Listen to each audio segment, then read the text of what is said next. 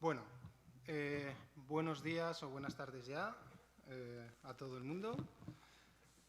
Ahora tenemos la última actividad de las jornadas de cultura laboral en investigación en Valencia, que es un panel de debate. Y lo primero que voy a hacer es, antes de presentar a nuestras invitaciones, lo que voy a hacer es presentaros la temática que vamos a estar debatiendo y luego ya pasaré a esa presentación de nuestros expertos y expertas que forman la mesa hoy. Sí, todos somos expertos en esta. Como sabéis, lo que es el título del panel de debate es Huelga, Organización y Movilización del Sector. Yo lo que he querido hacer es, aprovechando la magnífica charla que hemos tenido hoy de Remedios Zafra, que ha quedado tantas ideas volando en el aire y que ha sido tan inspiradora, pues vamos a pensar y vamos a debatir sobre cómo recoger esa energía y trasladarla a la organización de estos movimientos colectivos, ¿no? Creo que las tres palabras de Remedios han sido concienciación, colectivo e imaginación. Yo creo que ahí ya nos está dando unas pinceladas, pero ahora vamos a situar esa organización y esa imaginación sobre esas estrategias de movilización. Precisamente, una de las links que había cogido para presentar la temática es el libro de Remedios Zafra. Remedios Zafra utiliza en su libro la gran dimisión que todas vosotras conoceréis, esta dimisión masiva que hubo en Estados Unidos, y ella la trasladó haciendo ese giro imaginativo a el gran contagio, ¿no? Esa forma de cuando decimos no, vemos que giramos la cabeza de las pantallas, como ella dice, ¿no?, para ver que hay una persona que está diciendo no, y entonces eso te empodera, te conciencia y dices, pues es posible decir no. Y fue primero un artículo publicado en La Vanguardia en diciembre de 2021 y luego ya lo trasladó al libro, ¿no? De hecho, en ese artículo de diciembre de 2021 decía: de poco vale los espíritus bélicos disparar a la cabeza de un virus. Debieran en su lugar contratar a un investigador, asumir las palabras de quienes cuidan y hacen ciencia. Ocurre algo similar con el poder de lo que, siendo invisible, genera contagio de ideas. Las hay que circulan como explosiva mecha sentimental o visceral en las redes, pero las hay que necesitan tiempo y empatía. Me refiero a esas ideas que, para contagiarse, implican compartir lo que, siendo íntimo, resulta opresivo. Están todas esas ideas de Remedios por ahí circulando. Y en el mismo artículo decía: el contagio social también se da como forma de movilización y cambio. Cierto que para que tenga lugar se precisa un dejar de mirar al frente, la pantalla, y volver la mirada a quienes están al lado. Bueno, este artículo se publicó justo durante la pandemia y, de hecho, muchas de las energías de los colectivos y organizaciones en el sector de la investigación recibieron mucho impulso durante la pandemia. Ahora voy a hacer dos guiños, ¿no? Uno temporal y uno textil. El temporal es que hoy es 21 de octubre de 2022. Y la pandemia perdió un año. La pandemia perdió un año. Se pasó muy rápido. No, pasó muy lento. Bueno, hace exactamente 2 años, del 21 de octubre de 2020, exactamente, cuando nos reuníamos en Blasco Ibáñez para organizar una huelga del sector de investigación. Ha sido medio coincidencia, medio no coincidencia, ¿vale? Pero es llamar a esos imaginarios, ¿vale?, y pensarnos ahora, cuando estuvimos en Blasco Ibáñez, viendo que éramos pocos, bueno, cada vez somos más, cada vez se articula más la gente, pero hoy hablamos de eso con una perspectiva, ya una trayectoria de tiempo, para hablar de esas formas de organizarnos. Y bueno, el textil es la camiseta que llevo, que es exactamente la misma camiseta que me puse en ese día, ¿de acuerdo? Una camiseta que habla de organización, pero también habla de comunicación y también habla de colectivos y divulgación de la ciencia, ¿de acuerdo? Porque es una tarea que nos compete a todos y, desde luego, desde el punto de vista de la comunicación de la ciencia, es una tarea importante, ¿no? Como sabéis, Yo pertenezco a un colectivo que se llama Piratas de la Ciencia, que ha estado bastante intensamente organizando estas jornadas. Dicho esto, también he de agradecer a las instituciones que nos hayan dejado compartiros estos espacios. Y eso no es baladí, también entra un poco con la empatía que hablaba Remedios Zafra, porque el conflicto está dentro de las instituciones, el conflicto está en todas partes, ¿de acuerdo? Y eso no nos debe asustar, no es una cosa que nos debe asustar. Yo creo que hay que agradecer mucho a las instituciones, tanto a la Universidad de Valencia, a la Unidad de Cultura Científica y la Innovación, como al Vicerrectorado de Arte, Ciencia y Tecnología, ¿de acuerdo?, que nos hayan dado esos espacios para ser críticos con nosotros mismos, con los colectivos, con las universidades también, etc. Y eso, de hecho, también hay que dejar claro que cada institución, cada colectivo tiene su posicionamiento y no necesariamente compartimos las mismas formas, las mismas expresiones, y el conflicto, como digo, no es algo negativo, es positivo. Muy bien, pues voy a pasar a presentar a nuestras panelistas y a nuestros panelistas. Tenemos a Antonio Ruiz, que es abogado laboralista y asesor sindical y jurídico de CNT Valencia, asesora en el sector científico y de la investigación y ha sido uno de los impulsores para la creación de la Coordinadora Valenciana de Trabajadoras de la Ciencia. Está especializado en el ejercicio del derecho fundamental de huelga y ha publicado varios trabajos de investigación sobre esta materia. Bienvenido. Muchas gracias. Marta Sorribes Gil es arquitecta del Grupo de Energía Edificatoria y Sostenibilidad de la Unidad de Calidad de la Construcción del Instituto Eduardo Torroja de Ciencias de la Construcción, del CSIC. Trabaja en el campo de la eficiencia energética de los edificios desde el ámbito normativo y certificación energética. Es representante de comisiones obreras en la Comisión de Igualdad del CSIC, donde trabaja en la realización, puesta en práctica y actualización del Plan de Igualdad del CSIC como herramienta fundamental para establecer medidas que permitan alcanzar la igualdad en el CSIC y desarrollar protocolos en prevención e intervención frente al acoso sexual y por razones de sexo, junto al seguimiento de los casos y denuncias. Bienvenida, Marta. No sé si nos estás escuchando, ¿te tenemos online? Sí, os estoy escuchando. Vale, ¿Creo que me escucháis? Sí, de hecho, te voy a poner en pantalla. Vale. Te pediría una cosilla, Guillermo. Habéis puesto justo una bolsa delante de la cámara y no os veo. Pues ahora mismo lo solucionamos. Perfecto. Muy bien. Ya te Perfecto. tenemos, Mucho mejor. ya te tenemos en la sala. Gracias. Muy bien. Nuestra tercera invitada es Isabel de la Cruz, profesora asociada del Departamento de Sociología y Antropología Social de la Facultad de Ciencias Sociales de la Universidad de Valencia, presidenta de la plataforma PDI Precariat y de la Asociación Estatal de PDI Asociado de las Universidades Públicas, ¿vale? Y de hecho seguramente nos vas a hablar de una de las convocatorias fuertes, es una convocatoria de huelga que tenemos inminente, ¿no? Bienvenida, Isabel. Gracias.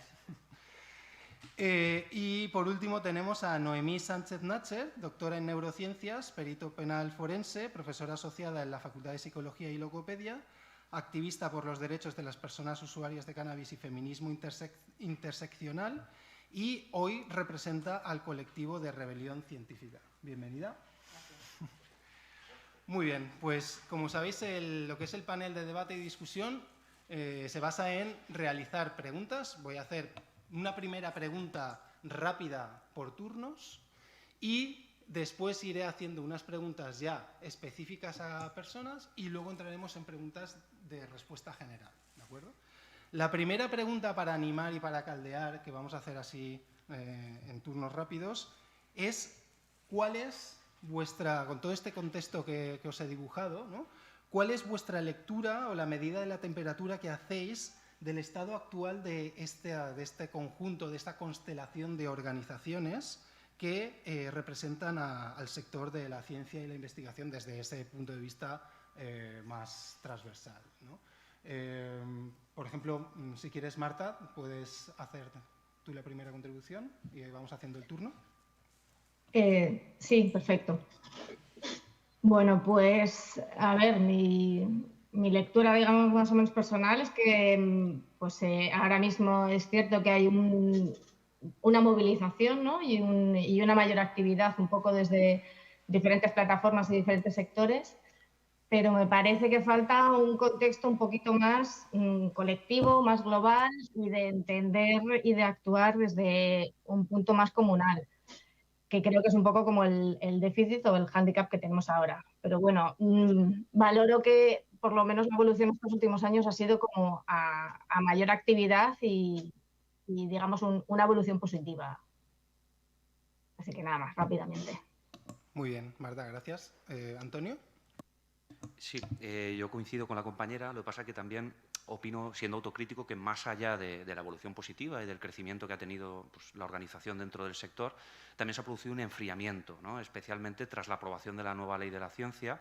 Se ha podido comprobar como que, si bien ha sido una victoria, ¿no?, destacable en algunos aspectos que no se tenían claros que se iban a conseguir, y se evidenció que la lucha sirvió para precisamente modificar la ley a última hora, ¿no?, y incluir determinados aspectos que beneficiaban al sector de la investigación. Tras la aprobación de la Ley de la Ciencia, hemos comprobado, al menos desde mi sindicato, cierto enfriamiento en la organización social dentro del sector de la investigación. Evidentemente quedan muchísimas reivindicaciones por plantear, quedan muchísimos problemas por solucionar y no todo es la Ley de la Ciencia. Por lo tanto, animo a que esto continúe y siga creciendo. Estupendo. ¿Isabel?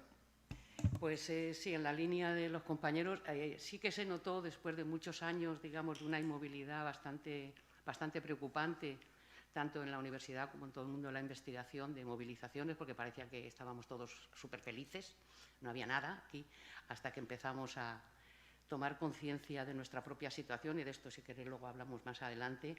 Pero también es verdad, y es una cosa que pasa, que lo que ha planteado Antonio, parece que te planteas un objetivo, una ley que salga lo mejor posible. ¡Ay, hemos conseguido, no todo, pero un poco, y paramos! O de alguna manera nos retraemos. Nosotros seguimos en la pelea de la LOSU y os aseguro que ahí no acaba la cosa, porque si paramos cuando nos parece que nos han dado 0,1% de lo que pedíamos, estamos retrocediendo.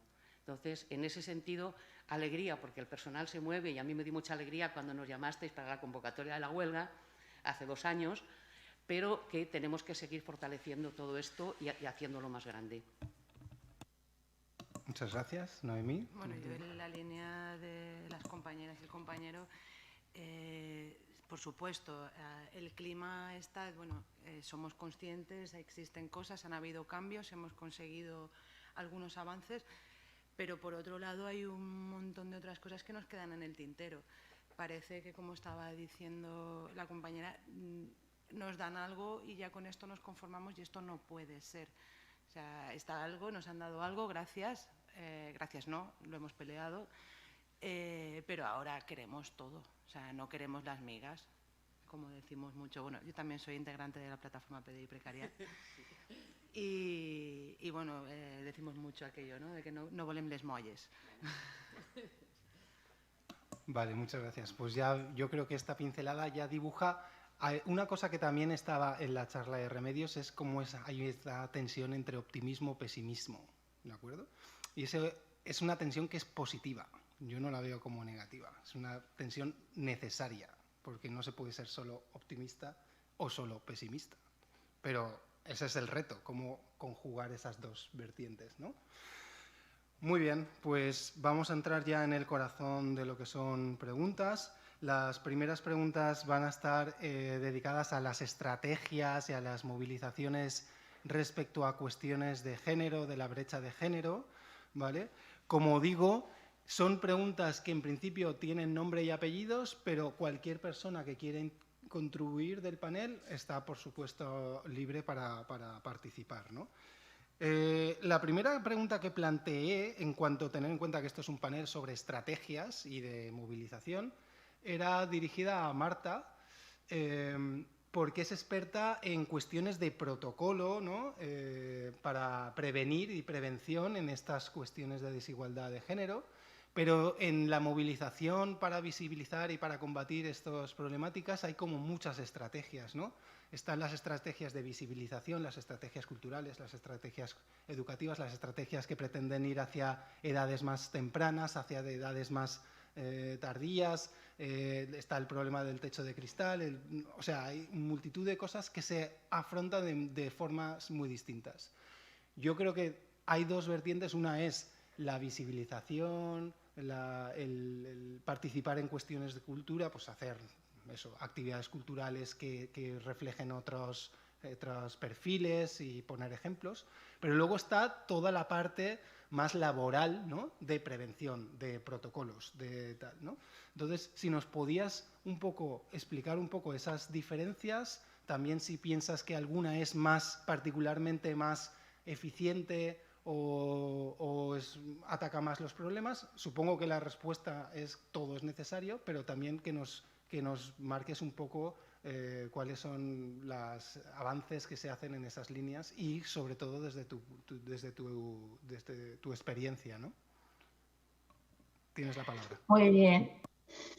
Muy bien, pues sí, pues como comentas, pues las dos vías son absolutamente necesarias desde mi punto de vista. O sea, por un lado exactamente está, digamos, la pata un poco de concienciación, de divulgación, de cursos de formación, ¿no? Que permite crear una base y una cultura social de igualdad y de rechazo a dinámicas sexistas. Y eso es una pata muy importante. Y luego está la otra pata, que es la que podemos llamar más estructural o de carácter pues, legislativo o normativo, como es pues, todo el establecimiento de las comisiones de igualdad y todo el trabajo que se desarrolla, ¿no?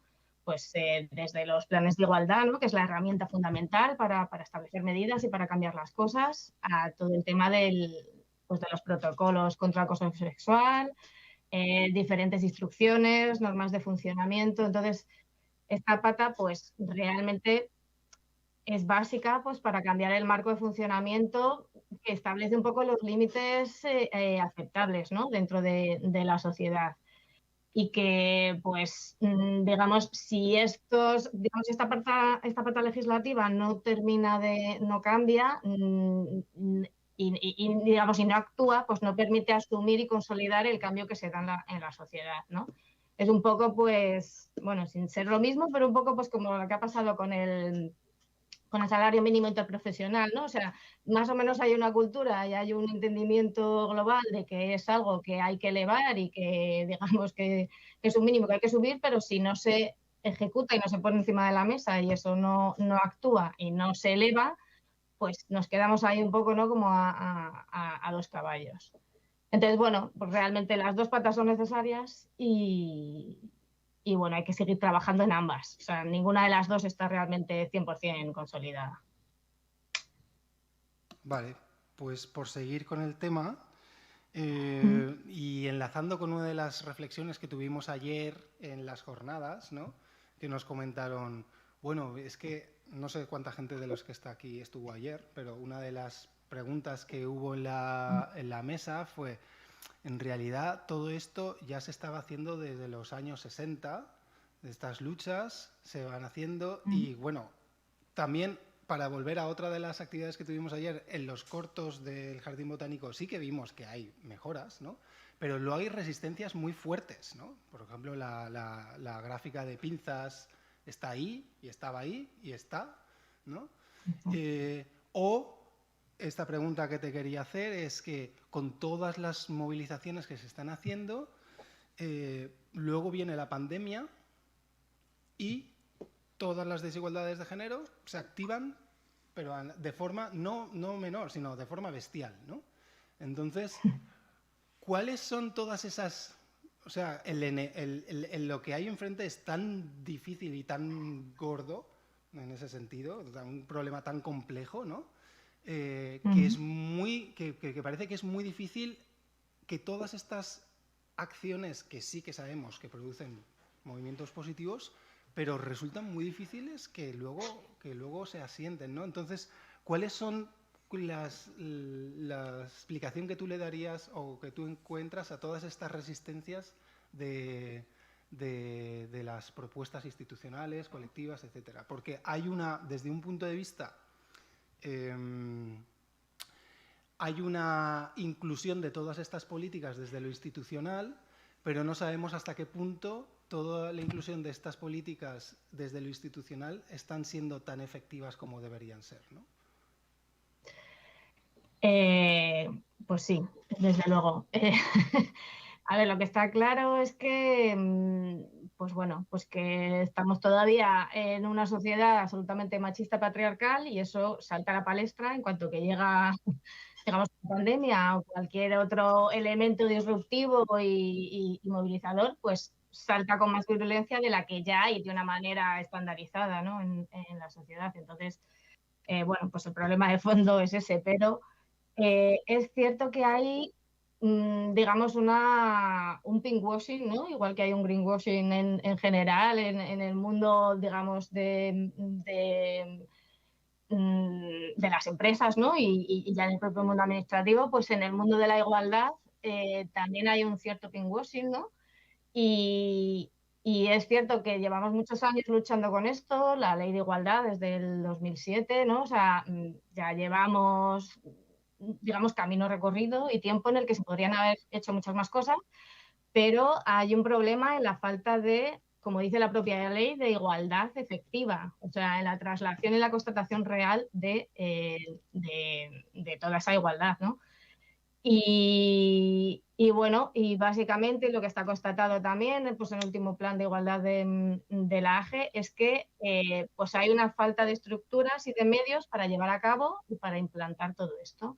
Y, por ejemplo, pues en el CSIC se ve muy claramente. Nosotros llevamos más de 4 años solicitando y pidiendo que haya al menos una única persona especialista dedicada o encargada de todo el tema de la implementación de la igualdad. En el CSIC ahora mismo somos más de 13.000 personas. Y dices, hombre, pues digamos que es una gran empresa, ¿no? O sea que tenemos un volumen de gente importante. Pues a día de hoy no hay ni una sola persona que esté encargada, ni una para 13.000. Entonces, claro, luego pues eso, se nos llena la boca y tal, y todo sí, la igualdad, y tenemos muchos planes y tenemos muchas cosas, pero la traslación real y la efectividad de esas cosas pues no se lleva a la práctica, ¿no? Y entonces es un poco la lucha actual y uno de los grandes retos, ¿no? O sea que, porque preguntabais también un poco que cuáles eran un poco esos retos, ¿no?, que hay que afrontar ahora mismo. Entonces, yo, por un lado, el reto fundamental que veo es digamos, el que no hay estructuras y que no hay personal y no se toma en serio realmente, ¿sabes? Pese a que hay leyes y que hay, digamos, normativa que cumplir, no se toma en serio.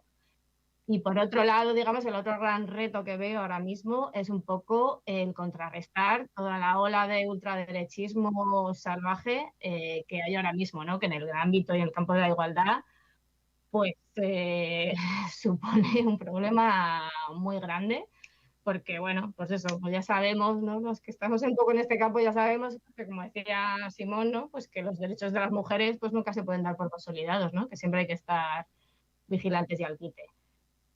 Y bueno, así que en pincelada general, pues eso sería un poquillo. Si queréis contribuir algún comentario al respecto. Bueno, yo a esto más contribuiría a título personal más que como RC, pero porque sí que bien es cierto que a nivel institucional, a nivel jurídico, político y demás, se están implementando o queriendo implementar ciertos cambios. Si eso no lo trasladamos, si no sabemos trasladar a nivel social, esos cambios nunca van a llevar a ningún sitio.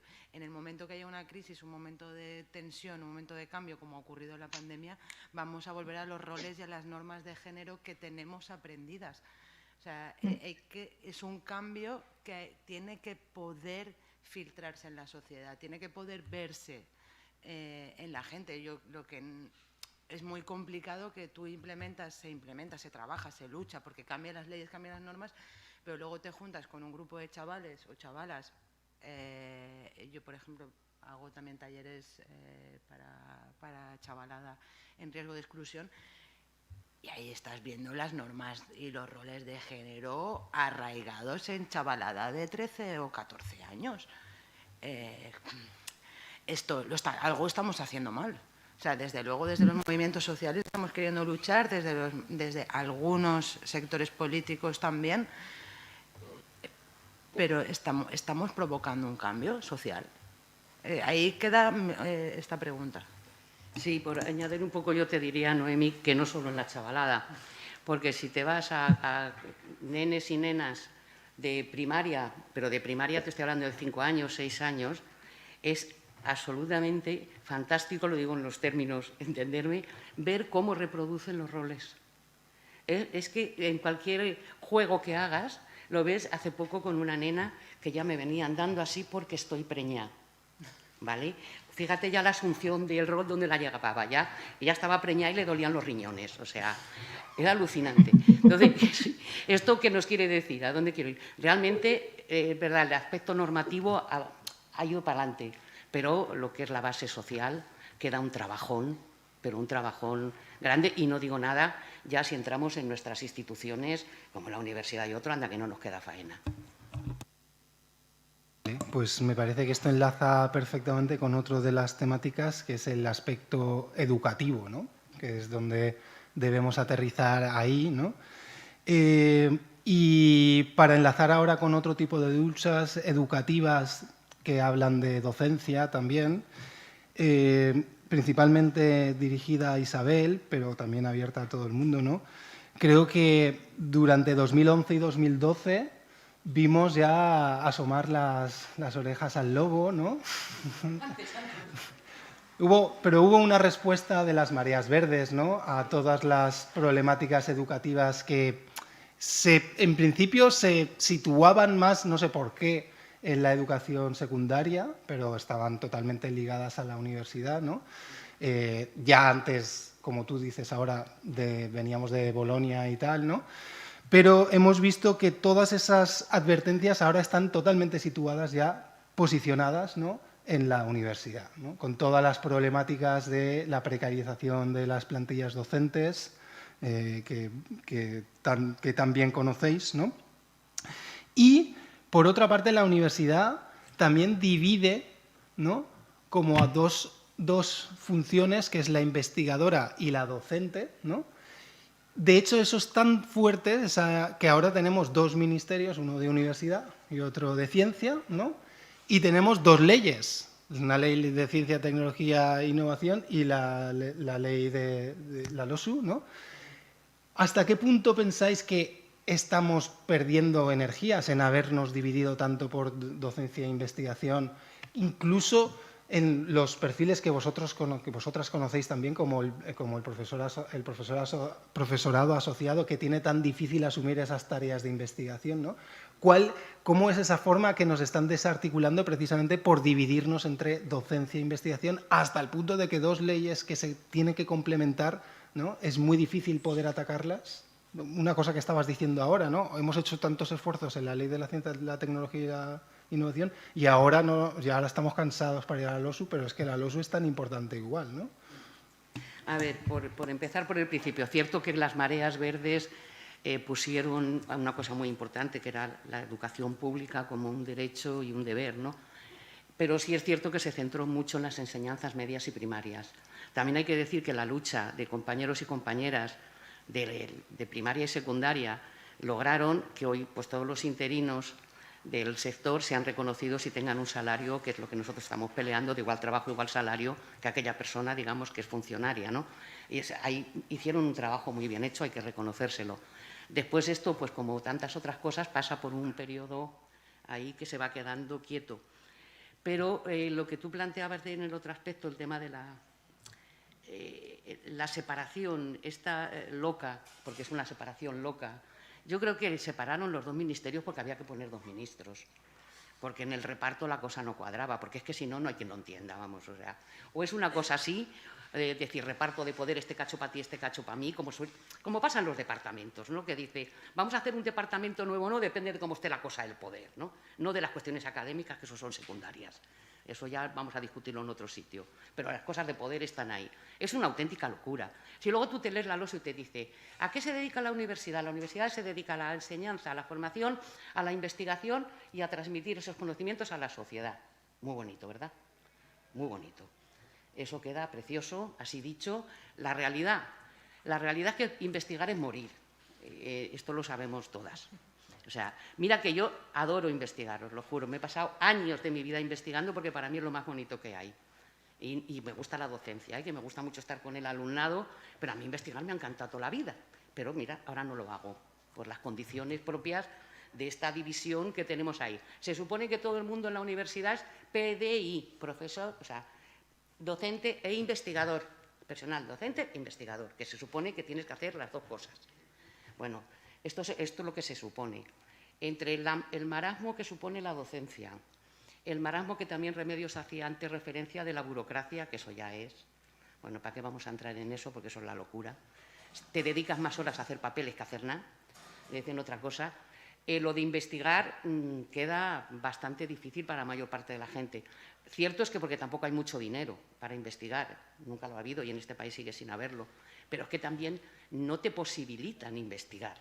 Porque cuando tú tienes que hacer una investigación que te implica un trabajo de campo in situ, como es en mi caso, en mi especialidad, que es antropología social, es cuando nos decían, hay que fichar los investigadores, ¿os acordáis? Que decía nuestra universidad.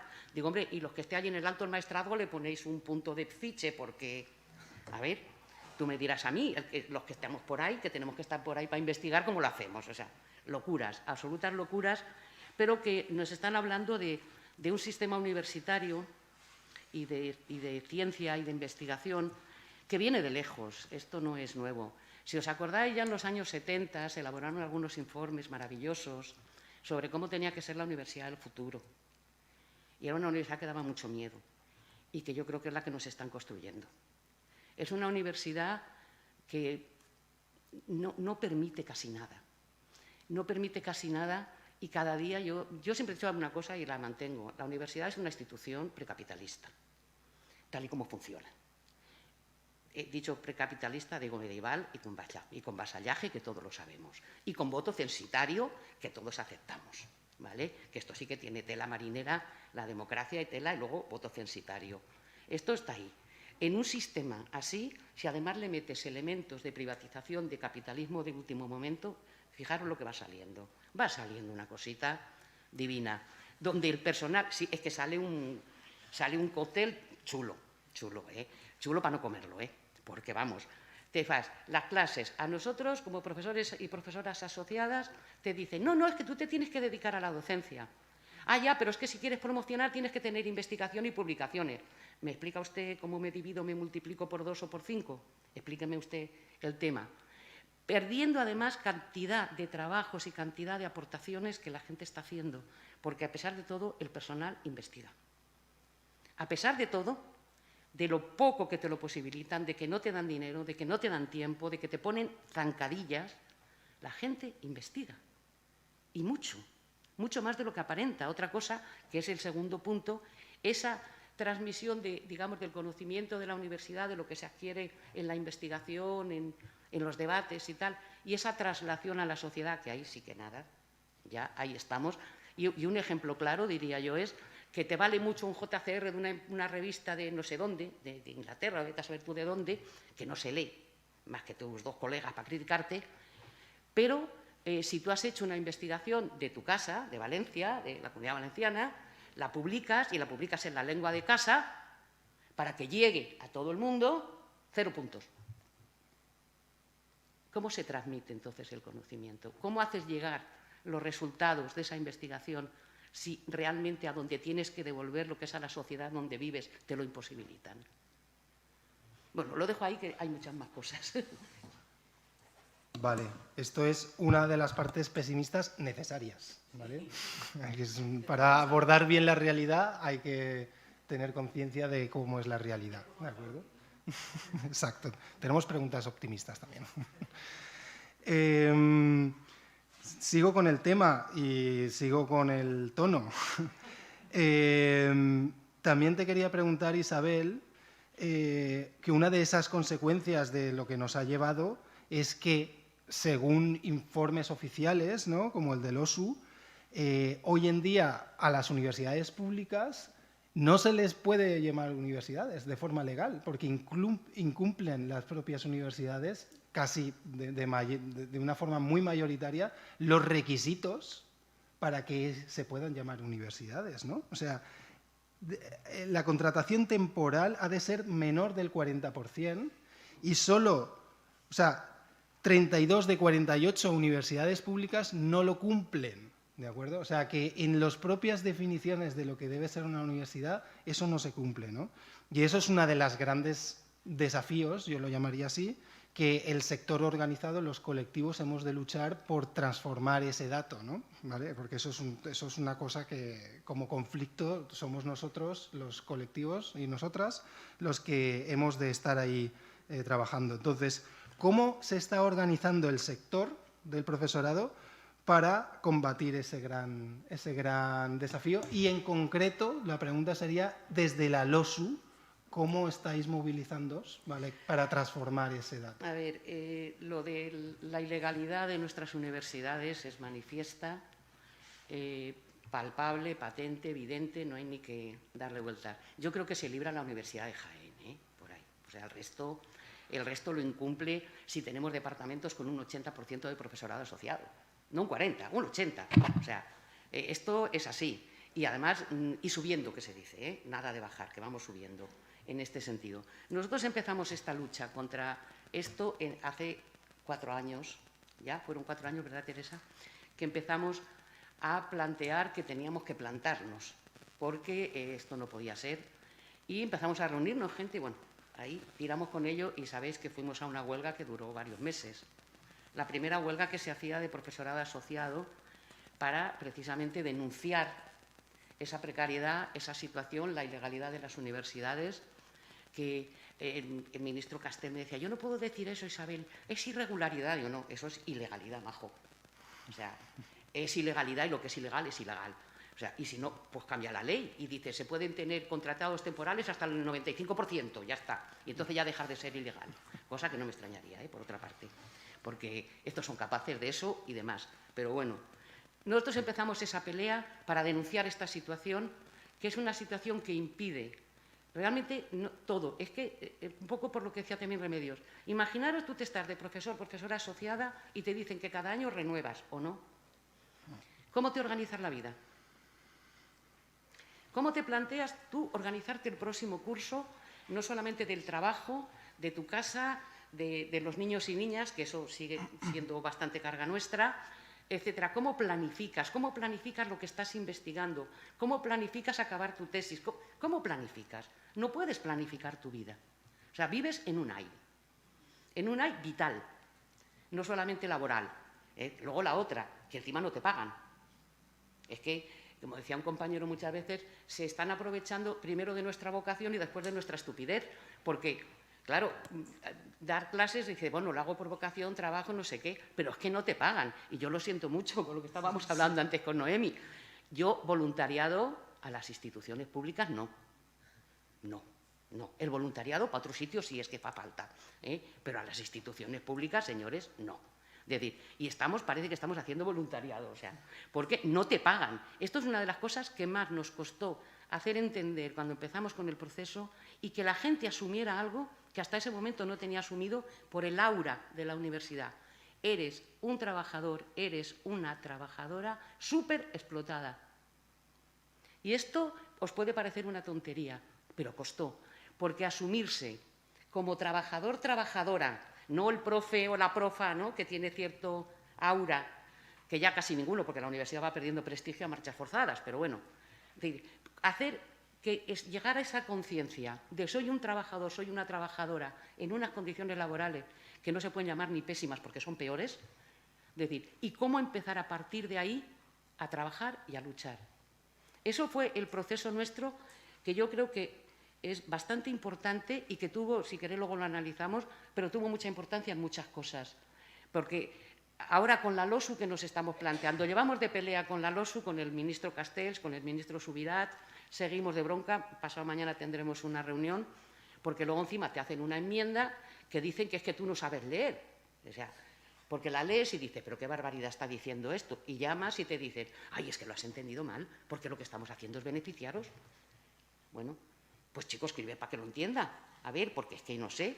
A ver, estamos en esa pelea con la LOSU. Nosotros lo que nos hemos planteado es, vamos a seguir en la pelea y vamos a ver esta reunión, si se aclara algo, no se aclara nada, pero la idea es que si no, vamos a la huelga otra vez. Porque si no peleamos, no hacemos nada. Es fundamental. Y no podemos intentar cambiar una universidad o pretender una universidad que se parezca algo a un servicio público, que es lo que tiene que ser, si no, no estamos peleando. Y como no lo hagamos nosotras, no lo va a hacer nadie. Eso tenerlo por cuenta, porque esto va así. Vale, muchas gracias. Pues ahora vamos a hacer un cambio de tercio y ahora os propongo irnos a un ambiente internacional, ¿de acuerdo? Y Noemí, como representante de Rebelión Científica, ¿no? Me gustaría que nos hablaras un poco es una estrategia que yo creo que nos ha deslumbrado un poco, porque es novedosa, ¿no? Aunque no es que sea nueva, ¿vale? No es nueva, pero la estamos viendo como accionada de una forma nueva. Yo creo que a todos nos viene ese ataque, entre comillas, ¿no?, al Congreso de los Diputados, que fue en abril, no sé si me acuerdo, en abril. Y de repente también desde el mundo científico, cómo se articulan esas movilizaciones, ¿no? Y ahora creo que en Alemania hay toda una movilización muy, muy fuerte y continuada, ¿no?, de este equipo que os habéis coordinado de forma internacional. Entonces, me gustaría un poco que nos pusieras en contexto y también cómo pensáis que esa desobediencia civil os está dando más fuerza o qué estrategia es, y que nos lo expliques y que nos pongas las ventajas que articula. Bueno, mira, os explico un poco. En Rebelión Científica lo que ha ocurrido ha sido que un grupo muy amplio a nivel internacional de personas dedicadas a la academia, a la ciencia, a la investigación, a diferentes ámbitos, se han hartado. Se han hartado de hacer informes, se han hartado. Yo personalmente no me dedico al campo climático, yo soy doctora en neurociencias, lo mío son los cerebros, pero creo que todo tiene una implicación, y toda persona que estemos de acuerdo con la situación en la que vivimos y vamos a vivir, pues que no estemos de acuerdo, más bien deberíamos estar en ello. Por lo tanto, este grupo de personas dijo, vale, pues ya está bien. Los informes, los papers, los congresos, las charlas, ¿de qué han servido? O sea, ya sabemos que de nada, ¿no? La COP anterior ya fue un fiasco total. Entonces, este grupo de gente se unió para luchar de otra forma. ¿Qué forma se decidió? La desobediencia civil y las revueltas no violentas. Esta es una forma, bueno, que podéis conocer antecedentes desde Mahatma Gandhi. Pero aquí en el Estado español tenemos, por ejemplo, todo el movimiento de insumisión para la mili, que también fue desobediencia civil. Es simplemente, si una ley no estoy de acuerdo con ella, no es ética, no es moral, porque la tengo que cumplir. Porque no puedo hacer diferentes acciones para llamar un poco la atención, ¿no? De hecho, esta acción que comentabas del 6 de abril, yo me uní al colectivo en ese momento. O sea, yo vi aquello y dije, ¿quién es esta gente y por qué no estoy yo con ellos y con ellas? Porque me pareció espectacular, porque ya ha llegado un momento que las batas, los laboratorios, los despachos están muy bonitos, pero no generamos un cambio. Entonces, a razón de esto, se empezaron a hacer pues, todo tipo de movilizaciones a nivel internacional. En el momento actual tenemos a más de 100 científicas y académicas de 12 países que están arriesgando su libertad en muchos contextos mediante acciones. Ahora mismo están en Alemania, están en protesta por la COP que se está celebrando allí. Os voy a leer porque hay tres propuestas, ¿no?, tres demandas desde nuestro colectivo por la cual se están llevando a cabo estas acciones. Una es admitir que ya no es posible mantenerse por debajo del límite del calentamiento global de 1,5 fijado por los acuerdos de París. Este verano ya lo hemos comprobado, ¿verdad? Pedir la cancelación de la deuda de los países del sur global y la descarbonización inmediata del sector del transporte. Esto se reclama porque no solo se ha unido a este movimiento en Alemania, Rebelión Científica, sino que hay otros colectivos. Entonces, cada demanda viene de uno de esos colectivos. ¿Qué es lo que se está haciendo? Bueno, pues de momento se está interrumpiendo la Cumbre Mundial de Salud, se está ocupando el Ministerio de Finanzas, apoyando la demanda de acción de Debate for Climate. O sea, es que está escrito raro, pero se escribe ahí. Bloqueo del Ministerio de Transporte en apoyo de la demanda de Leche Generation, que son los otros dos colectivos que os decía, y la ocupación del complejo Volkswagen. Eso es lo que está ocurriendo ahora. Han habido acciones, bueno, pues incluso ha habido, no me acuerdo cómo se llama la señora, una científica que estuvo implicada en el último informe a razón del anterior COP, Y bueno, se ha plantado delante de un camión la señora recientemente de ya está bien, ¿vale? En este sentido, ¿no? Son acciones que no son violentas. Estas movilizaciones en Alemania esperamos que se prolonguen durante 3 semanas. Esto también pretendemos que en el Estado español surjan pequeñas acciones para llamar un poco también sobre esta situación, porque es lo que se está buscando, ¿no? Llamar la atención, vale, nos vais a poner verdes un rato, ¿no? Porque hemos tirado remolacha al Congreso de los Diputados, pero estamos aquí, mira, nos habéis visto, ¿verdad? Y en esa situación pues podemos conseguir que otras personas adhieran. Bueno, lo que decíamos que va a surgir queremos que surja en otras ciudades del Estado español y en Europa. Y bueno, posteriormente, en respuesta a toda la farsa esta que representa la COP, también habrá movilizaciones de rebelión científica a nivel internacional. Por ejemplo, se plantean unas manifestaciones el 11 y el 12 de noviembre a nivel internacional para luchar contra esto. Y bueno, como ya has nombrado la primera acción que fue visible aquí en el Estado español, que fue la del Congreso de los Diputados, pero también estamos ahora intentando movilizar dentro de las universidades para hacer unas ocupaciones de universidades y demás. Vamos a ver cómo podemos movilizar a la gente. Bueno, como hablábamos antes, el inmovilismo que también está enraizado en nuestra sociedad, pues también tenemos que luchar contra él. Y el miedo, ¿no? El miedo de, bueno, ¿qué va a pasar? ¿Me van a multar? ¿Me va a pasar algo? Ya, pero es que ¿qué te va a pasar si no lo haces? Vale, y también siguiendo con el tema, yo creo que en pandemia también hemos visto un colectivo que ha sido criminalizado, ¿vale? Se ha atacado mucho, que ha sido a la gente joven, ¿vale? A la gente joven se le ha señalado mucho, etcétera. Pero en estas movilizaciones, y corrígeme si me equivoco, aunque creo que será también decir que es de un sector, será ser simplista, habrá gente de todas las edades, pero en las movilizaciones del clima la gente joven está muy activa y está muy concienciada, ¿no? Y eso va un poco es un poco contraste, ¿no? con cómo se le ha criminalizado, ¿no?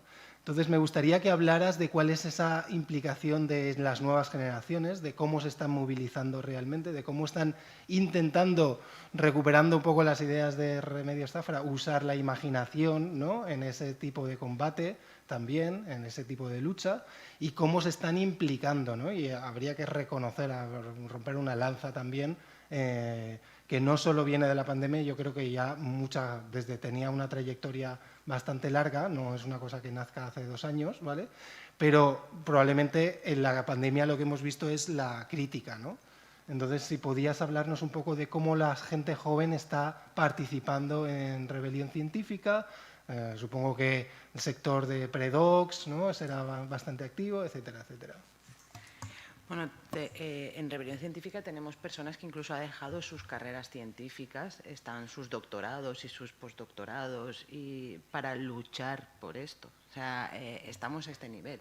Quiero decir, si no entendemos que la gente joven es quien va a vivir más tiempo con este problema climático, con esta situación climática, o sea, ¿quién tiene que luchar si no? O sea, aparte, ¿quién tiene una fuerza para luchar ahora mismo? ¿Quién tiene menos miedo, podremos decir, ¿no? Ante estas situaciones? Para las personas nos vamos haciendo mayores y vamos aquí adquiriendo unos miedos a qué me va a pasar, voy a tengo unas responsabilidades, tengo unas cosas que hacer. La gente joven se ha quitado, no tiene todos estas lacras, podríamos decir en este momento. De hecho, como bien decías, en rebelión científica el papel de las personas jóvenes es muy activo. De hecho, están liderando el movimiento en muchísimos aspectos. Las personas un poco, vamos a establecer, tenemos de diferentes rangos de edad, nos dedicamos a unas cosas u otras. Pero bueno, tenemos que decir que también hay gente mayor que está ahí, de que si hace falta se tira delante del camión, como en Alemania.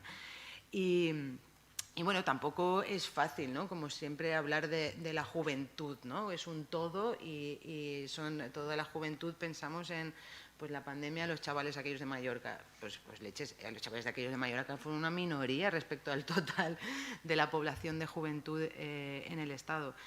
Evidentemente nos encontramos con las personas jóvenes, con personas súper concienciadas, muchísimo más que incluso yo a su edad, porque ya hablo con mi alumnado y veo a gente joven que digo, ostras, yo a su edad estaba pensando en irme de fiesta y esta persona me está diciendo que vamos a luchar por esto, y la verdad es algo que me llena de orgullo y satisfacción, como diría aquel, ¿no? Pero bueno, también tenemos otro grupo de personas que tampoco saben ni para dónde van, ni para dónde vienen, ni dónde va a acabar su ser. Entonces, con este grupo de personas con la que queremos un poco también trabajar. De hecho, estamos intentando involucrar a los colectivos de asociaciones universitarias para que también apoyen este movimiento, ¿no? También darles un poco ese estamos aquí, porque muchas veces la gente joven se siente paralizada, ¿no? Se ve, o sea, yo ya hablo se ven, ¿no? Porque yo ya tengo una edad que ya no me considero joven, pero bueno, se ve a un monstruo delante de ti que es inmóvil, que no puedes hacer nada contra él, que has visto que hay un montón de gente que ha luchado antes contra esto y no ha conseguido nada. Entonces, esa gente joven tienen un movimiento, también lo comentaba Remedios, siento mucho que he llegado tarde, pero comentaba esa dicotomía, ¿no? Entre la rabia del inmovilismo y el hago algo, que es esa presión social que me está metiendo. Están ahí, ¿no? Tienen esa dicotomía que tenemos que meter, nosotros tenemos que intentar ayudar para que salgan de esa dicotomía y vean, vale, no es un monstruo final al que no puedas vencer. Este monstruo se le puede vencer, aunque sea poquito a poco. Y aunque sea pues liando unos espectáculos que haya ciertas personas a las que no les guste. Y ya está. Si me permites, quería decirte una cosa, porque dice, por muchas luchas que se han hecho y que no se ha conseguido nada, yo creo que uno de los problemas o una de las cosas que tendríamos que reflexionar es cómo hemos contado o cómo se cuentan las luchas. Porque, a ver, hemos tenido muchos palos, hablo en general, pero también hemos tenido éxitos y esos hay que hacerlos valer. Lo que pasa es que ahora tú hablas con mucha gente y de éxitos no conoce ninguno. Bueno, pues ha habido mucha gente que ha luchado, y porque mucha gente ha luchado y ha conseguido cosas, estamos aquí. Entonces, eso hay que hacerlo valer para que también la gente joven vea que no todo es, vale, que sí, que te pegan una hostia, que te la van a dar, y que posiblemente 2, 3 y 5, pero bueno, no pasa nada, te levantas y sigues. Y que ha habido muchas luchas que sí se han logrado cosas. Cuando no se han logrado nunca es sin luchar. Porque yo lo tengo muy claro que pidiéndolo por favor va a ser que no. Yo ya podemos ir a pedir, por favor, páguenos el salario debido al profesorado asociado, que van a estar encantados de decirte que sí, en cuanto se lo pidas, por favor. Por favor, señor empresario, no me explote. Dice, me lo has quitado de la boca. Estaba yo pensándolo. O luchamos o no hay nada que hacer. Y hay que hacer valer también esas otros éxitos que muchas veces los dejamos ahí arrinconados. Totalmente de acuerdo en eso. Y además articularlo con el humor ya es fantástico, como acabas de hacer. O sea, que yo creo que esa es línea magistral. Bueno, el tiempo se nos va comiendo más rápido de lo que yo pensaba, ¿vale? Voy a pasar ahora con Antonio porque también enlaza muy bien con algunas de las cosas que estábamos diciendo. Y es que, otra vez, desde el marco internacional, Estados Unidos se está viendo como Antonio viene de la cultura sindical, ¿no? La afiliación a los sindicatos, bueno, puede ser irregular, pero parece que la tendencia en los últimos años desde la gente joven es al alza, lo cual es sorprendente también y positivo, ¿vale? Es un mensaje positivo y sorprendente, ¿no? Entonces, ¿cuál crees que es esa motivación de la gente joven? Tampoco podemos generalizar porque eso será una cosa particular de Estados Unidos, pero es un dato esperanzador, ¿no? ¿Cuál crees que es la motivación y cómo están afrontando esas resistencias a algo que ha sido tan atacado, pero que ahora parece que está revitalizándose y está cogiendo impulso? A ver, como comentas, es complicado, ¿no?, analizar datos y intentar extrapolarlos al Estado español. Recordemos que la afiliación sindical en este país es del 13-14% a lo sumo. Es una afiliación sindical muy baja. Yo me daría con un canto a los dientes si en vez de afiliación sindical pudiéramos mesurar la movilización, ¿no? Es decir, la capacidad que tiene la clase trabajadora o los diferentes sectores de autoorganizarse y plantear este tipo de movilizaciones que estamos comentando aquí. Sí que me gustaría mencionar a nivel de Estados Unidos, porque se ha comentado, y no sé si lo habéis comentado en la conferencia de antes, sobre la gran dimisión, ¿no? la denominada gran dimisión.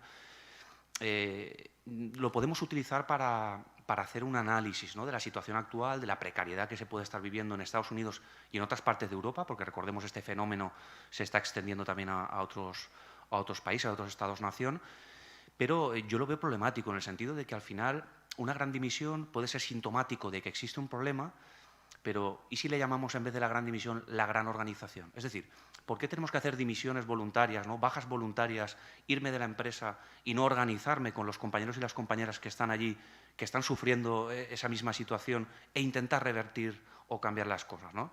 Pues yo creo que ese debate es el que tenemos que empezar a plantear.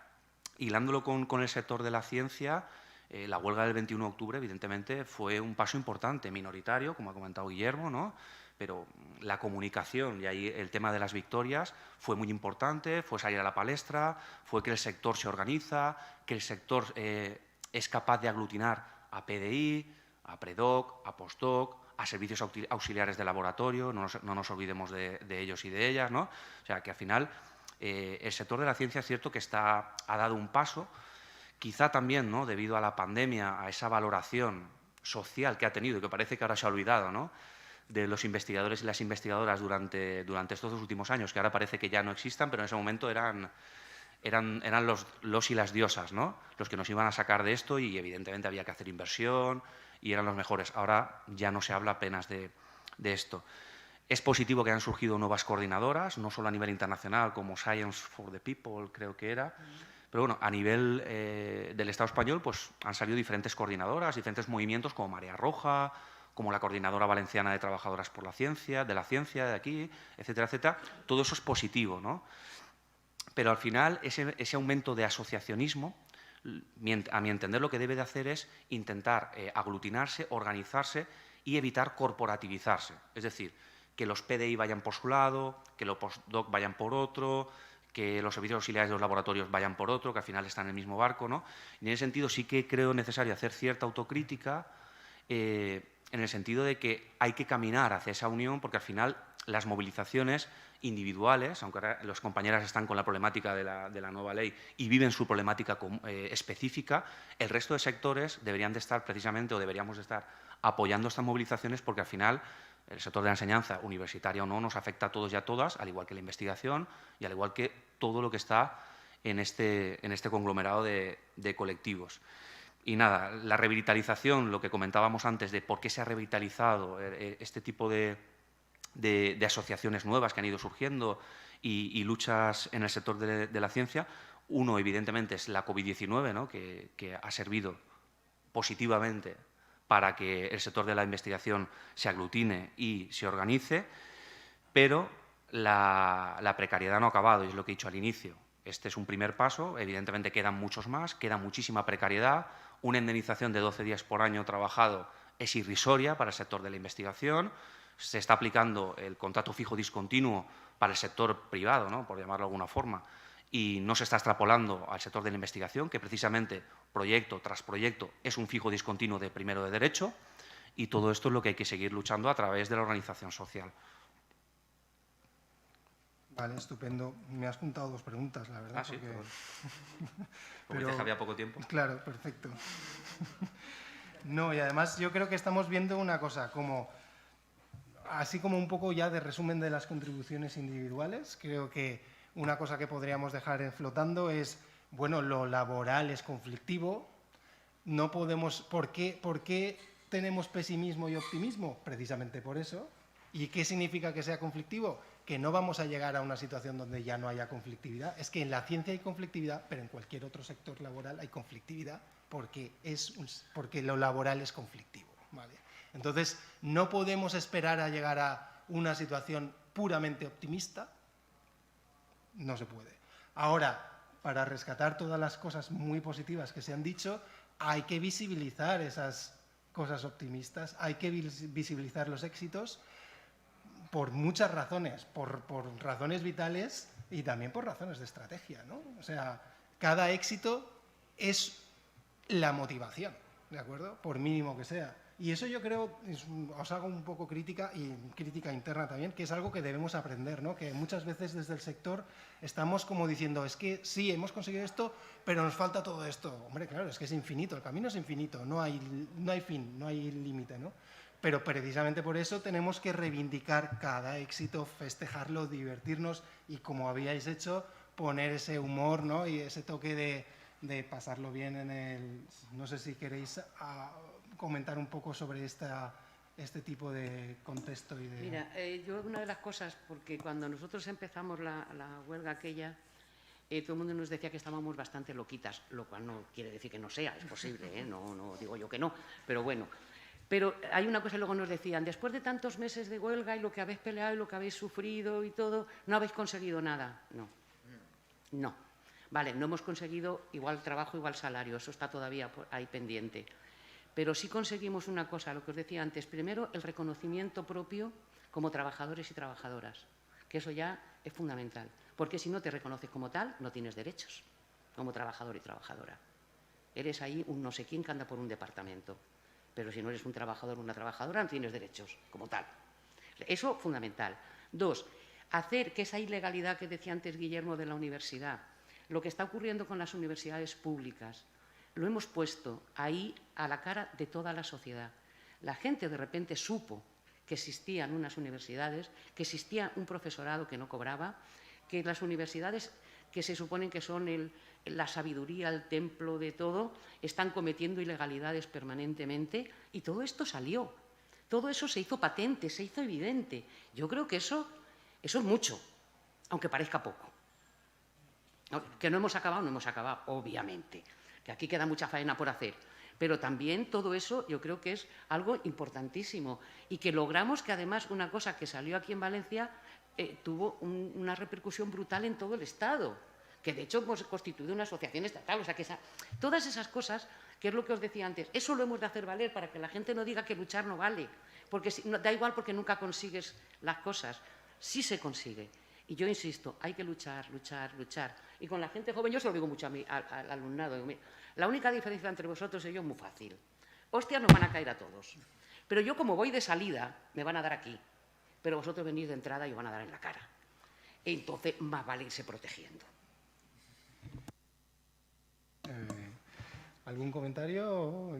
Bueno, yo creo que voy a hacer la última pregunta para pasar al público, que es, bueno, tenemos el título de esta movilización que empieza por huelga, ¿vale? Entonces, vamos a hablar un poco de huelga, ¿qué es la huelga, no?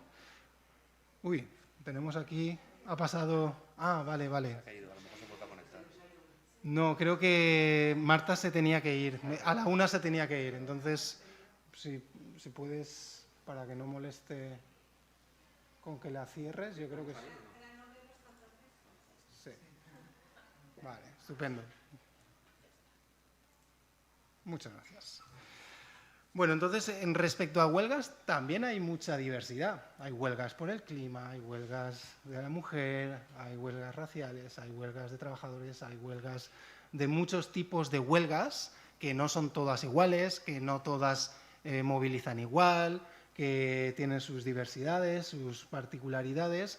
Y entonces, la pregunta que os hago yo es, para que articule una huelga de investigadores e investigadoras, ¿qué pensáis que debe contener una huelga? Sí, a ver, por aclararlo primero, la huelga, ¿no?, como la conocemos, la huelga tradicional, la huelga típica, supone una cesación de prestación de servicios, ¿no? Eso es la huelga típica como la conocemos, ¿no?, la huelga obrera y desde la primera huelga egipcia, ¿no?, que plantearon los esclavos, etcétera, etcétera.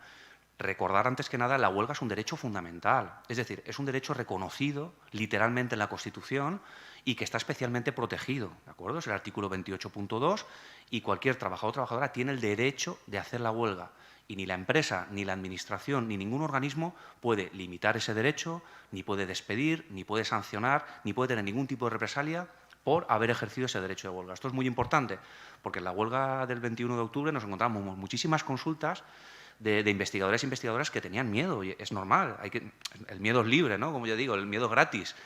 Pero claro, hay que informar de esto y hay que tener muy claro que la herramienta típica que siempre ha tenido la clase trabajadora para mejorar las condiciones de trabajo ha sido la huelga, ¿no?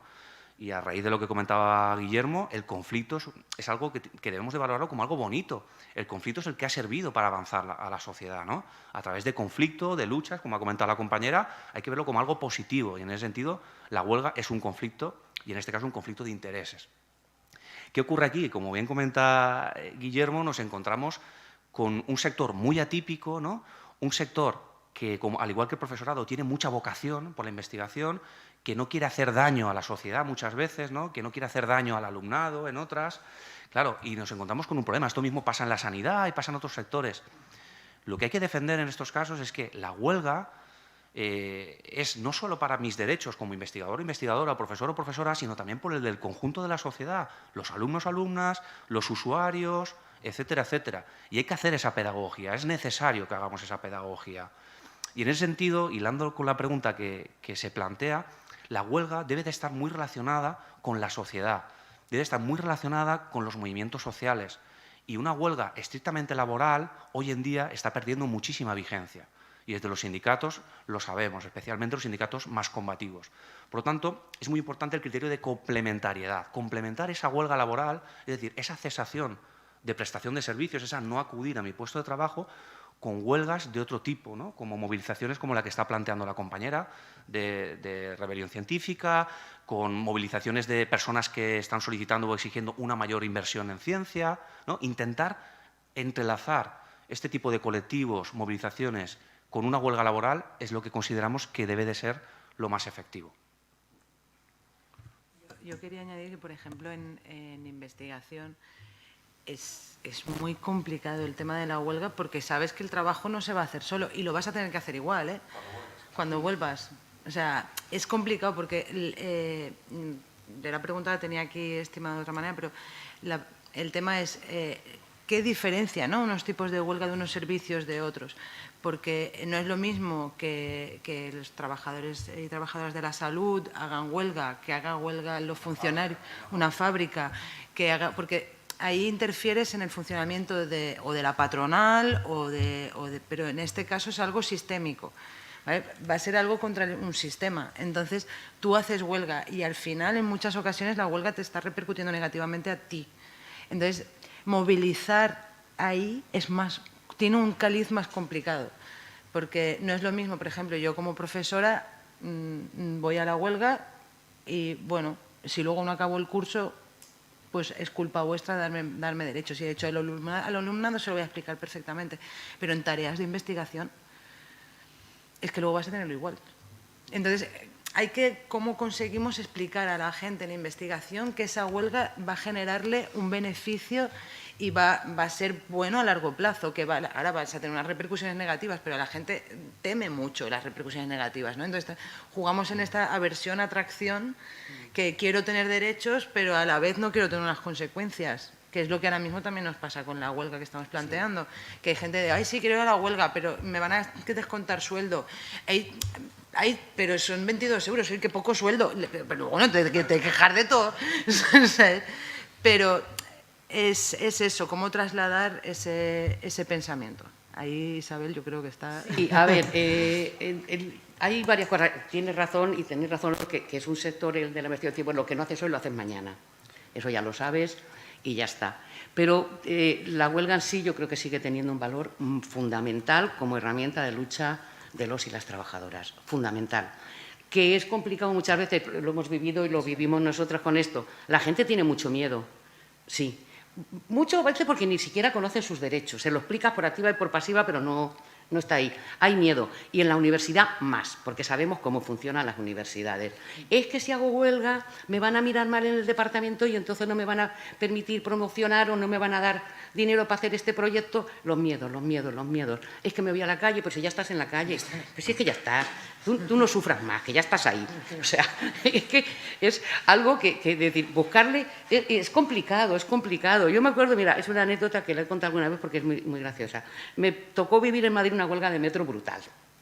Y entonces, bueno, aquello era un caos, ¿no? Porque no había metro, entonces, bueno, era caótico. Y un día en un autobús así, porque tenías que ir así, porque no se cabía, dice un señor, ¿cómo tenemos que agradecer a los compañeros y compañeras del metro que hayan hecho huelga? Y todo el mundo se volvió a mirar. Dice, hombre, a ver, ¿cuántos de vosotros nos ha dicho el médico que tenéis que andar más? ¿Que tenéis el colesterol alto o la tensión o no sé qué? Pues ahora estáis obligados, gracias a los compañeros, tomarlo por lo positivo. Bien, ¿ves cómo se pueden mirar las huelgas desde muchos aspectos? Bueno, me pareció súper pedagógico y además que todo el mundo se puso a hablar, ay, es verdad, no sé qué. Bueno, empiezas a mirar, con esto quiero decir que muchas veces cuando nos enfrentamos con compañeros y compañeras que tienen miedo, que yo lo entiendo, que el miedo aparte de gratis, pues es una cosa que está ahí y que no se puede evitar en muchos casos. También hay que intentar luchar con esos miedos con otro tipo de discursos que no sean discursos que amedrenten más, es decir, sino que den un poco de ganas de moverse, ¿no? Es complicado, porque en estos trabajos nuestros es complicado. Y es que hay luego los alumnos pobrets, pero si es por ellos. Es que si no, no van a tener universidad. Es que no van a tener... O sea, entonces, hacer ese trabajo a veces cuesta, pero hay que hacerlo. Y hay que hacerlo, y esto, aunque os parezca que yo a veces soy muy pesimista, con mucha alegría. Totalmente, yo creo que cerramos la mesa con esas palabras. Hay que hacerlo con mucha alegría. Damos un turno de preguntas. Si alguien tiene algún comentario, alguna pregunta, tenemos muchas preguntas. ¿Tendríais que utilizar micro para que se escuche online? No, esto no, esto es el pasador.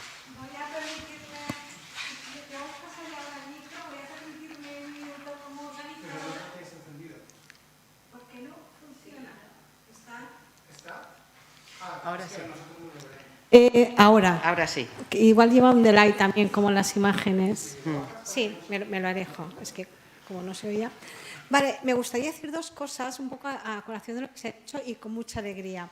Primera, los jóvenes, para nada es la imagen que se está dando. Nuestro principal apoyo en la huelga del 18 fue el alumnado y fueron las organizaciones estudiantiles. Sí, señora. Las que estuvieron a nuestro lado, las que se encerraron en el rectorado, las que se pelearon y por primera vez el equipo rectoral se sentó con nosotros, gracias a ellos y a ellas.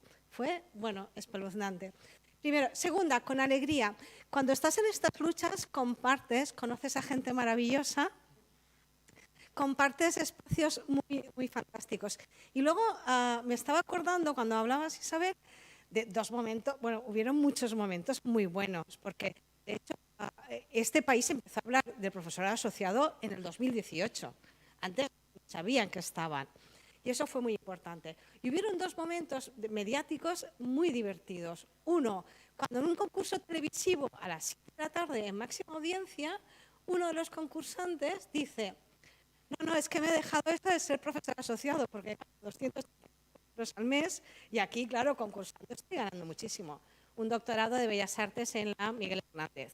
Y entonces, a partir de ahí, eso fue un bombazo. O sea, todo el mundo empezó a hablar de esto. Y yo recuerdo todavía como un día de mucha emoción, porque esto ya me viene después, estar, lo típico, trabajando un domingo por la noche y que de repente tu compañero te dice, oye, mira la portada del País de mañana lunes. Y ocupábamos un tercio de la portada. Es decir, es verdad que hemos conseguido mucho. Sí, hemos conseguido mucho. Hemos conseguido que cuando nosotros decimos, oye, ¿esa enmienda qué significa? Los tenemos acojonados y enseguida nos llaman y no nos lo vamos. Es decir, bueno, materialmente, que es lo importante, no es mucho, pero estamos ahí y la problemática la pusimos, ¿no? Era esto y además ha sido muy bonito y sigue siendo muy bonito. A ver, voy a ser empática con la persona que antes se quedó sin poder preguntarle remedio. Bueno, gracias. Sí, me quedé colgado antes, pero bueno, ahora quería comentar un par de cosas un poco relacionadas, evidentemente. Por un lado, un poco dirigida a la parte más sindicalista de la mesa, ¿no? Para saber tu opinión acerca de cómo las diferentes leyes que han ido surgiendo en torno a la problemática científica, estoy hablando desde el Estatuto del Becario, pasando por el EPIF, luego la Ley de la Ciencia, luego ahora esta Ley de la Ciencia, han servido de alguna manera como caballos de Troya en algunos casos, para legalizar situaciones que están fuera de lo que es el mundo laboral real. Estoy hablando de tener hasta 5 años de contrato en práctica, etcétera, etcétera, aspectos que solo ocurren en ciencia, es decir, que no ocurren fuera de la ciencia. Es como si viviéramos en una realidad paralela y aislada del resto de trabajadores y trabajadoras. Entonces, evidentemente, todas esas leyes han supuesto avances en lo que es el desarrollo de una carrera científica en España, pero me da la sensación también de que han servido en algunos casos para colarnos este tipo de cuestiones. Y después, por otro lado, también quería un poco hablar sobre la visibilización de la precariedad en ciencia. Parece claro que tenemos poco poder de presión como científicos, porque cuando paramos, en principio no hay consecuencias negativas sobre el sistema, no hay consecuencias negativas sobre la sociedad, no las hay aparentemente y a corto o medio plazo. Entonces, creo que habría que hacer una labor de visibilización más de guerrilla, es decir, a pequeña escala, ¿vale? Y en esto cuento una pequeña anécdota. Llevo 12 años encadenando contratos dentro de la universidad y solo la última vez que me quedé en paro fui capaz de poner un out of office, un mail, me quedo un mes en paro diciendo que debido a la precariedad, hasta que no vuelva a estar contratado por la universidad, no voy a contestar a mails relacionados con investigación o docencia de la universidad, ¿no? Entonces, lo hice, de hecho sigo en paro, lo he hecho este mes. Entonces me quedé un poco, me sorprendí a mí mismo porque llevaba 12 años en la misma situación, pero nunca lo había hecho. Es la primera vez que lo hago, es la primera vez que, y simplemente visibilizar y recibir una gran cantidad de feedback de personas que contactaban conmigo para decirme, es que yo no sabía esta situación, no la conocía. Va un poco,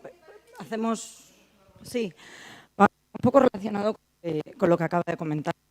Somos compañeros de la Universidad de Alicante y esto es algo que yo, por ejemplo, soy profesora contratada doctor, es decir, se puede decir que no estoy en la precariedad absoluta, efectivamente, pero echo mucho en falta esta concienciación por parte de los directores de grupos de investigación, IPs, catedráticos, catedráticas, profesorado titular, y que parece que en el sector, en el momento en el que nuestra situación se resuelve, nos olvidamos de que los que vienen detrás o los que tenemos al lado están, o nosotros mismos, por supuesto, formamos parte de un colectivo que si mejora el de al lado, un poco volviendo a la idea de la comunidad, vamos a mejorar todos. Entonces, a veces echo en falta, y creo que este es el espacio en el que tenemos que hablar de ello, la presencia de la gente que está arriba, porque ellos sí que pueden parar sin ese miedo.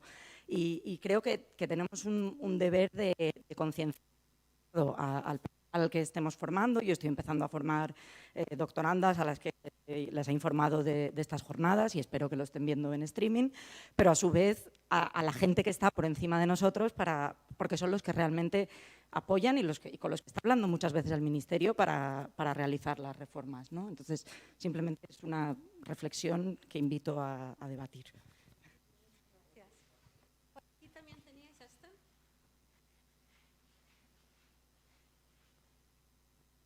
Fíjate que estábamos hablando que el sector de la ciencia no tiene poder para parar, pero yo de verdad que no lo llego a pensar así, porque al final la ciencia y la educación se está mezclando. Se hace ciencia en la universidad. Entonces me pregunto, teniendo en cuenta, yo soy miembro de un colectivo predoctoral de FP en lucha, entonces muchos somos los que estamos dando docencia. Y al principio se ve como un regalo. Fíjate tú que me están dejando hacer currículum. Entonces, bueno, y los FPU que ya están obligados ya es...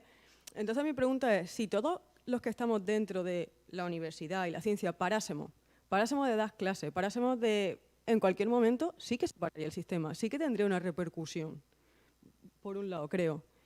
Y... Creo que ya está. Se me ha ido, la otra idea se me ha ido. Pero vamos, era eso, sí.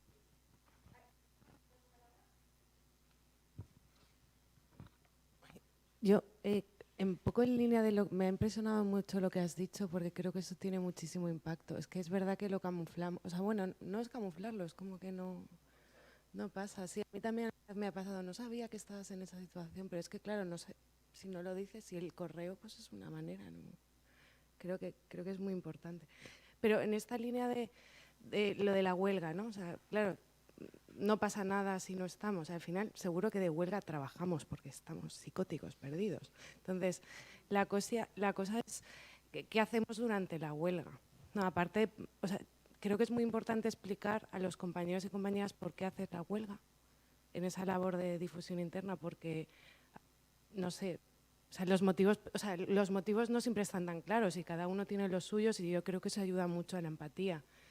Y luego, ¿qué haces la huelga? En sí, ¿no? Cuando se hizo la huelga feminista de cuidados, fue un bombazo, o sea, fue la manifestación más gorda nunca vista en nuestro ámbito feminista.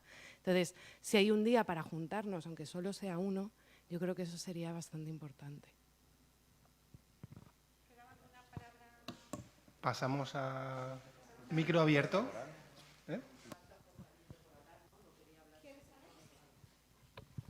Yo qué sé. Era del tema de las posible forma estructural huelga de investigación, que estaba pensando que es verdad que, digamos, al sistema, al ministerio, que paremos de investigar no solo un día, sino que paramos un mes, parece que no le afecta nada. No sé si habría alguna posibilidad de hacer, digamos, una presión creciente, porque al director de mi centro de investigación le escucha la rectora y a la CRUE le escuchan en el ministerio. Entonces, si desde abajo, en vez de hablar directamente con los de arriba de todo, decimos vamos a hacer una huelga, pues yo qué sé, de una semana en la que se va a parar este centro de trabajo, salvo que le traslades esto al que está en el escalón de arriba. Digamos que obligar a mandar la exigencia para que el ministro se tenga que reunir con la ministra, con quien toque, porque es que es verdad que vemos todos la huelga de docencia como muy clara y la investigación como que, como es una investigación, como tiene unas repercusiones en futuro, va a dar igual que se retrase un día, una semana o un mes, pero hay un montón de gente a la que sí que le importa que pares. Al que está dirigiendo tesis doctoral, si dejan de venir los predocs, le fastidia. Entonces dice, no, sí que venimos si le trasladas esta exigencia al siguiente. Entonces, aunque yo precisamente con mis ideas anarquistas no me hace muy bien el tema está jerárquico, como está tan montado jerárquicamente, no sé si podemos mandar la presión hacia arriba o si eso tampoco tiene esperanza, no lo sé.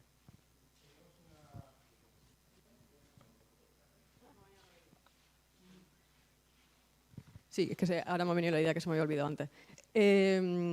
Cuando estábamos hablando la jerarquización, etcétera, creo que la sociedad, o cuando estaba diciendo que una huelga no es apoyada por otros sectores, es que creo que no son conscientes otros sectores de la precariedad, en el sentido de que yo cuando me enfrento a una clase de práctica, creo que ellos piensan que a mí me pagan por eso. Entonces, claro, y incluso yo me acuerdo en la jornada de la mujer en la ciencia, ¿no? Que, bueno, mi madre es profesora de instituto y, bueno, habló de mí y dijo, joder, pues sí que tiene que ganar buen dinero, ¿no? Tu hija está dando clase en la universidad. Entonces, yo creo que no son conscientes, y ahí es lo que decías tú, ¿no? De ser consciente que eres un trabajador, y eres un trabajador precario, no un trabajador privilegiado, que ese cambio de conciencia que creo que lo tenemos que hacer nosotros, pero también dar a conocer esa precariedad. Y ahí es cuando la huelga sería más mayoritaria, creo, desde mi punto de vista. Sí, empiezo yo con el tema laboral que ha comentado el compañero. Totalmente, tienes toda la razón. Desde los años 80, desde que empezó a redactarse el Estatuto de los Trabajadores, se crearon lo que le llamaron relaciones laborales de carácter especial. Empleadas del hogar, ¿no? Que hemos visto toda la problemática que están teniendo hasta ahora, ¿no? Sin ratificar convenios de la OIT, sin darles derecho a prestación por desempleo. Trabajadores de transporte de mercancías por carretera y los investigadores, ¿vale? Es una relación de carácter especial y, por lo tanto, no se regula por el Estatuto de los Trabajadores como cualquier trabajador y trabajadora de cualquier otro sector. Tiene su legislación específica y, como bien comentas, han utilizado esas nuevas normas para establecer la precariedad que ya venía realizándose durante años. Por tanto, una de las reivindicaciones, a mi criterio, que deben de ser esenciales en el sector es que tengan los mismos derechos como trabajador común. Es que es de sentido común, ¿no? Además, que estemos hablando de esto. Pero es así, es así. Entonces, eso por un lado. Luego, por otro, se ha comentado lo del tema de la visibilización, ¿no? Claro, es que la huelga es un elemento, como he, a mi entender, explicado antes, por sí solo, a lo mejor en este sector es complicado que tenga repercusión. Si no hacemos otras actividades, otros elementos de visualización, de visibilización, perdón, pues a lo mejor no tiene la efectividad que debería de tener. En ese sentido, enlazo también con lo que comentaba Alejandro, que sí que es posible, evidentemente se puede convocar una huelga en un centro de trabajo o incluso en un departamento que se llama huelgas franja, un departamento que tenga una problemática muy concreta y a partir de ahí exigir que si el Ministerio no se reúne o un alto cargo jerárquico no se reúne o no resuelve las reivindicaciones que plantea ese departamento, la huelga puede ir increciendo, ¿eh? Se pueden convocar diferentes huelgas y tal. Y acabo, y me parece esencial lo que ha comentado la FPU, ¿no? Sí, FPI, perdona. Lo que ha comentado la compañera, yo creo que es la clave de todo lo que estamos hablando aquí. Fijaros en los colectivos que ahora mismo están colaborando, organizando en estas jornadas, ¿no? Tener la capacidad de unir diferentes problemáticas, FPI, FPU, PDI, predoc, postdoc, todo esto, ser capaces de entrelazarlo, unirlo y convocar movilizaciones más potentes, incluso, reitero, extrapolar también a los servicios auxiliares de laboratorios, que están, nos parece que los estamos dejando fuera, pero están ahí. Sin esos servicios el laboratorio se para. ¿Vale? Esto es como el hospital. Sin la limpieza, el hospital se para. Entonces, hacer ese trabajo de concienciación y de extensión del conflicto, de que entiendan que estamos todos y todas en el mismo barco, yo creo que esa debe de ser nuestra prioridad. ¿Es complicado? Sí, es muy complicado, pero caminar en ese camino nos daría más visibilidad y más potencia en una convocatoria de huelga. ¿Últimos comentarios? Sí, yo quería comentar solo una cosa y es precisamente esto, el visibilizarnos, el dar el que la sociedad entienda cómo es nuestra situación. Yo, bueno, mi pareja es artista y en los colectivos de artistas sabéis que los derechos de autor es una cosa que se tiene como mucha propiedad y yo siempre digo, es que yo como investigadora no le tengo aprecio a los derechos de autor, porque las cosas en cuanto las sueltas, la revista es suyo, de la universidad lo que yo preparo para la clase es suyo también, o sea, todo es de los demás menos mío, ¿vale? Y eso, por ejemplo, tampoco se sabe, como la tiranía de las revistas científicas. Pero luego, aparte de esto, me ha parecido muy curioso, no conocía que la investigación no se regulaba por el Estatuto de Trabajadores, porque quería contar una anécdota. Yo cuando acabé mi beca FPI me fui al paro, ¿no? Como cualquier trabajadora. Me fui al paro a inscribirme y dije, ¿cuál es tu trabajo? Yo soy investigadora. Solo le salía investigador como detective privado. O sea, esto tengámoslo en cuenta porque ya hace unos años, pero probad a ir al paro e inscribiros como investigadoras y veréis que no podéis. O sea, es muy simple. O sea, si ni siquiera podemos ir a un organismo oficial a decir nuestro trabajo para que nos ayuden en la búsqueda de empleo, pues no estamos ni calificados como trabajadoras. O sea, a partir de ahí, pues ya la lucha, pues ya cada uno que la coja por donde quiera, pero ahí la tenemos. Sí, bueno, yo por lo que estaba comentando la compañera también de involucrar a otros estamentos superiores de la universidad, yo como sigo, lo hemos intentado, lo que pasa que ahí sí que el éxito deja que desear, porque la universidad es una estructura jerárquica, feudal, ya lo sabemos todo esto, y funciona como funciona. Y entonces esto es algo que he dicho y Teresa lo sabe públicamente, decir, claro, es que para sentirte que eres alguien necesitas tener a alguien detrás a quien menospreciar. Porque si no, a ver, tú no eres nada. Porque es que soy catedrático, sí, pues si es que no tienes detrás un ayudante no eres nadie. O sea, no eres nada, eres un profe. Entonces, eso es importantísimo y sobre todo lo que tú planteabas y esto que también Antonio lo ha dicho. Somos muchos colectivos dentro del mundo de la academia, de la investigación, muchos colectivos absolutamente precarizados, invisibilizados y maltratados. Y realmente tendríamos que empezar a articular. Ya sé que no se puede hacer de hoy para mañana ni nada, pero tenemos que articular, que hagamos la lucha conjunta. Porque todo lo que vayamos a la vez, Teresa lo ha contado, los estudiantes estuvieron con nosotros a muerte y eso se nota y además la fuerza que te da, ¿eh? Pero si podemos ir colectivos de FPI, los ayudantes doctores, los contratados, todo el mundo, y podemos articular, porque al final vamos a estar trabajando por lo mismo.